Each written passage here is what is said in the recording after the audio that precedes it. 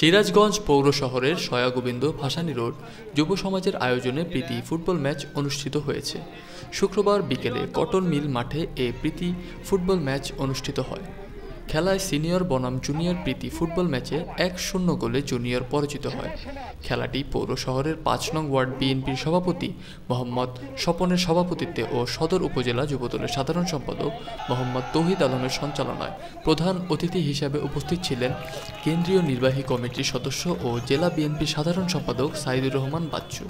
অনুষ্ঠানে বিশেষ অতিথি হিসেবে উপস্থিত ছিলেন বাংলাদেশ জাতীয়তাবাদী ছাত্রদল কেন্দ্রীয় সংসদের সহসভাপতি মোহাম্মদ নিজাম উদ্দিন, সিরাজগঞ্জ জেলা ছাত্রদলের সভাপতি মোহাম্মদ জুনায়েদ হাসান সবুজ, জেলা স্বেচ্ছাসেবক দলের সিনিয়র যুগ্ম আহ্বায়ক মোহাম্মদ আহসান হাবিব উজ্জ্বল, বিশিষ্ট ব্যবসায়ী ও সমাজসেবক মোহাম্মদ আব্দুল আলীম, সিরাজগঞ্জ জেলা বিএনপির দপ্তর সম্পাদক মোহাম্মদ পলাশ মাহমুদ, জেলা স্বেচ্ছাসেবক দলের যুগ্ম আহ্বায়ক মোহাম্মদ হাবিব আহমেদ, জেলা যুবদলের সিনিয়র সহসভাপতি মোহাম্মদ আল আমিন খান, বিশিষ্ট ব্যবসায়ী ও সমাজসেবক আব্দুল লতিফ দুলাল, সিরাজগঞ্জ জেলা ছাত্রদল সহসভাপতি মোহাম্মদ আহসান হাবিব, সিরাজগঞ্জ সদর স্বেচ্ছাসেবক দলের সভাপতি প্রার্থী মোহাম্মদ আপেল মাহমুদ।